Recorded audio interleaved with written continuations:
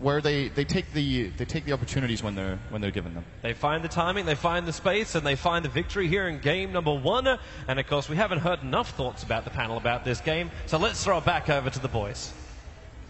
Yes, thank you very much, Toby Sinneran there, waiting patiently inside the arena to complete that game. Well done to them as well, and congratulations to EG on winning the opening game. It is a best of 3 though, so not over just yet, and plenty to think about from that first game. We talked to death about the first half, of course, so let's talk about the second half of what we saw. It pretty much went the way that all 4 of you said it was going to go without fail. Wagger, was there any hint from Complexity of some fight back?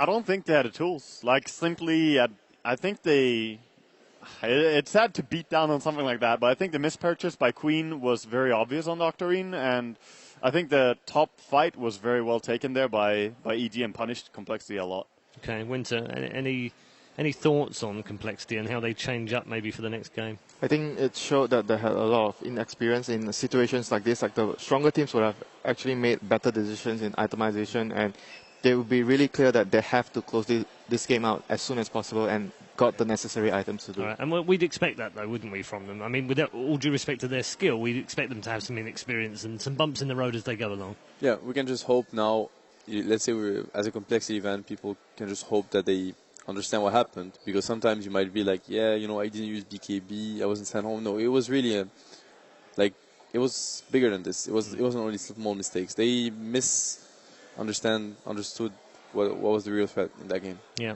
One of the nice things about that game for me is that the old man of Dota stepped up and showed us just how good he is at the game still. And I love the fact that the older guys are doing well, because it just says we don't know when people are supposed to retire. And here he is, Clint, at 27, having a flawless game.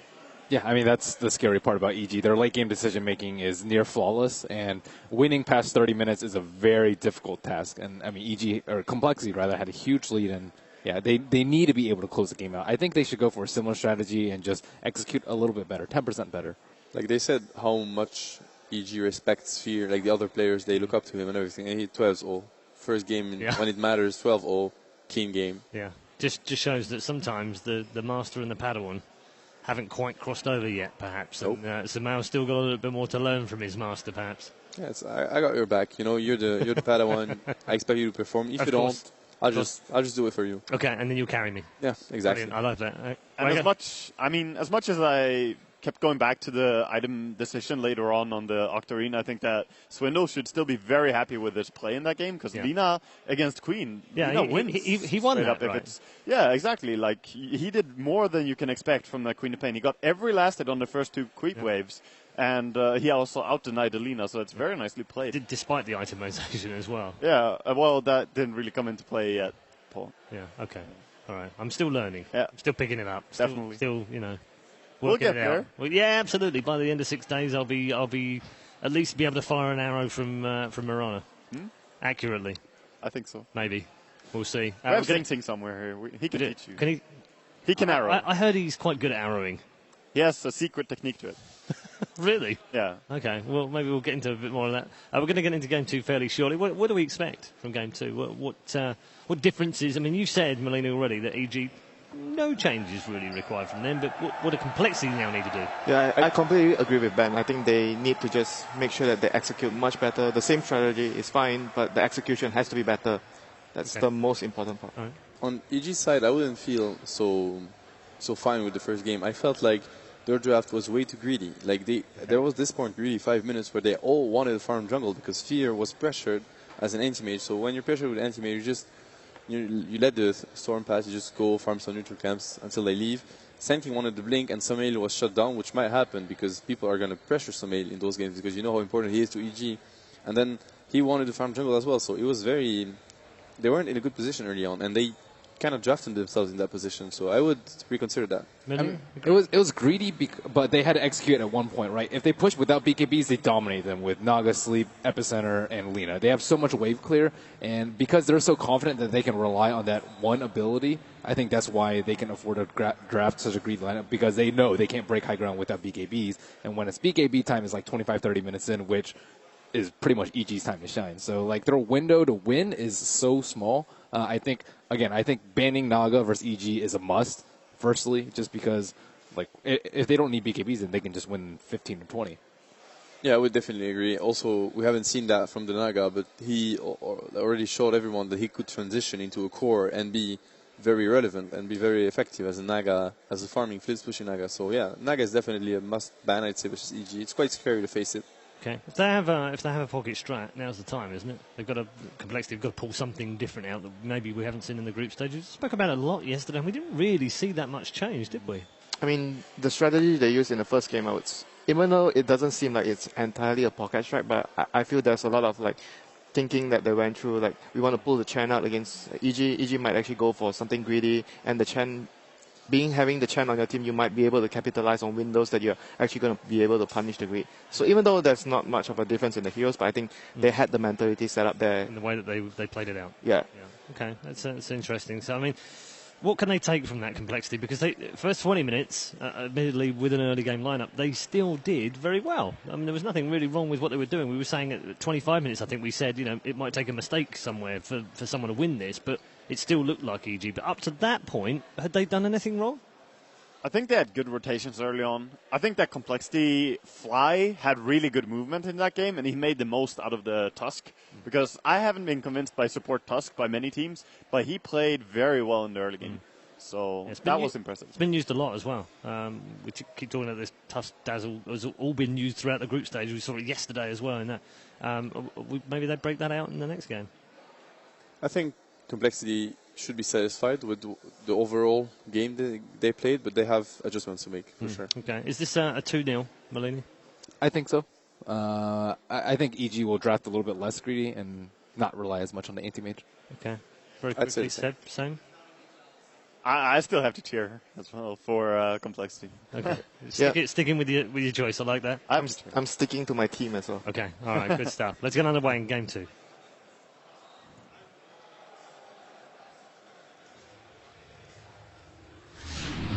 Evil Geniuses versus Complexity Gaming.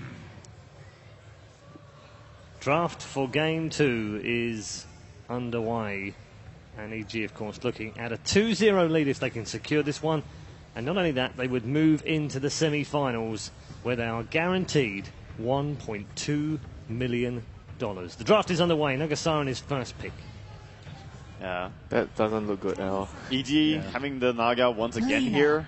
And this time, Complexity are going to be the ones to pick up the Lina. But Nagasaran is a dangerous support, especially in this current style that everyone is playing. It's so powerful to have that disjoint. We saw what happened top, and when Antimage was split pushing, that was a lot because of the Nagasaran song. It kept people in place for so long. And they can like redirect creep waves with the illusions. I mean, there's just a lot you can do with the Naga Siren. Yeah, even the Kuroki style, stacking like 3 camps at once or 4 camps at once even. He did that during the group stage. It has many different strengths to it. And it's a hard hero to kill. She has a lot of armor, starting with a poor my shield. We tend to forget, but it's a very strong laner. Like, it's a hero that has very good movement speed, very high armor. I mean, it counters BKB heroes as well. I mean, the hero so much for the team. And he can transition into a core easily. I think she's been a lot stronger ever since people figured out that she can actually be put in a dual lane off lane. And people are like, generally like, oh, 2 melees in off lane, that's terrible. But they did it last game with the Sand King and Naga, and Naga was able to pressure out the Clinks. Yeah, exactly. Just run at the enemy and start riptiding and just auto-attack them. You will pretty much win that trade unless it's something, something super strong like a Zeracopter that you shouldn't run into in the first place. It's most likely going to be an off-lane Tusk. I think it's safe to say that it's going to be. I don't think they've ever played a support Tusk in my memory. And that EG? Yeah. They did one. They did PPD. Oh yeah, the one that he was blocking the creeps. But that was the only game they actually did it. Yeah. And with the Naga, being picked up so early as well, it's highly unlikely that the Tusk is in. I agree. I don't think you do that on Dire as well. I mean, on Radiant you can do it towards the mid lane with the pulling mid wave. But on Dire, maybe you can get the medium pull on the top lane, but that still doesn't change much. They ended up losing that game, and I think the Evil Geniuses, they've played enough to the point where they kind of rely on PPD being that super defensive support, where if someone goes too aggressive, you always have that safe plan. But when he played Tusk, they really couldn't play the same way, and it wasn't exactly the same EG that we're used to. Yeah, we always think we hear the name PPD, it's like, oh, Dazzle, Treant, Abaddon, these type of heroes, that's the PPD style. So we'll see. I'm pretty convinced that this is going to be an offlane Tusk as well.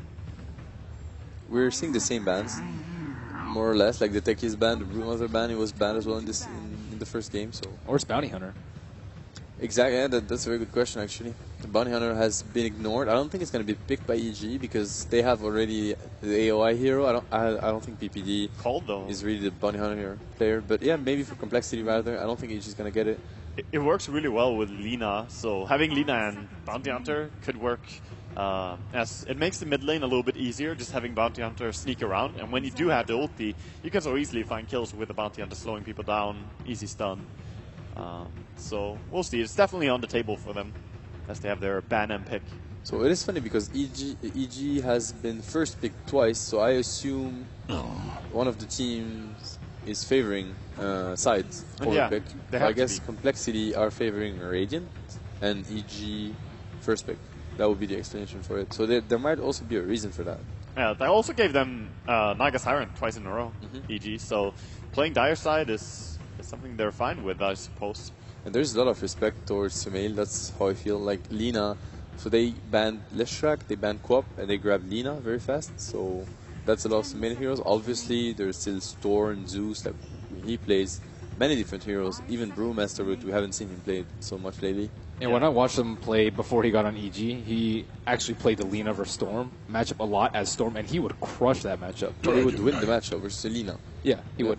Oh, that's very interesting. This was, I think, actually before the nerf too. That's it was, very, it was very pretty interesting. surprising, but So this is something that we were talking about before, that it might actually be much better if they're running the same strategy again. Like Dragon Knight would actually fit their lineup much better, and the ease of execution is also, compared to the Klings, is much better. Yeah, I think it's very good that they went back to something like this, especially because it was also what they lacked last game, and it's also something they're very successful with. So I'm very glad Complexity picks up the Dragon Knight. They used to run a lot of Enigma with it. And it could be a Lina core, it could be a DK mid, Lina Dazzle safe lane, Enigma jungle, which is not a very weak safe lane. Like you can get away with it.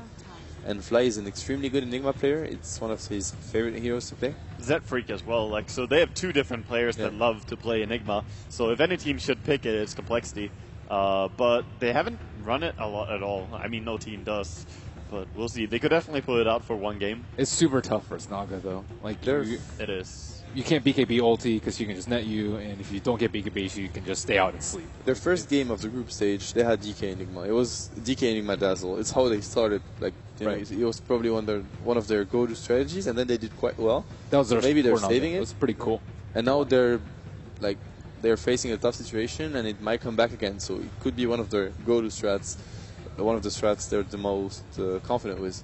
EG had a lot of wave clear last game with the Lina and the Sand King, and this game it's I'd say severely lacking with the Tusk pickup. Yeah, I mean, Tusk offers something, though. The ice shards are not terrible, and Nagasaran can still send her illusions and Riptide, but if it's a support Naga, that's not impressive at all. But this time they have a Dragon Knight, which is like much stronger. I think they like much stronger wave clear than last game. And the Dazzle heal, Yeah. like it's gonna be Do you think enough. they're going to go Caudle, maybe even, into this lineup? I think Depending Caudle on would be a what very they good pick. pick. Yeah. Like, EG might go for Storm Crystal Caudle Maiden. Yeah, or but, CM, which is, Caudle's usually the AoE hero though. yeah. That's Yeah, well, what would PPD play in that case? Indeed. The CM makes a lot more sense. It's also good at like the Crystal Nova is not a bad spell at clearing waves. I think Naga Maiden. It's always been a support duo that works really well. Team fight wise as well, like if you're up against, it's going to be like maybe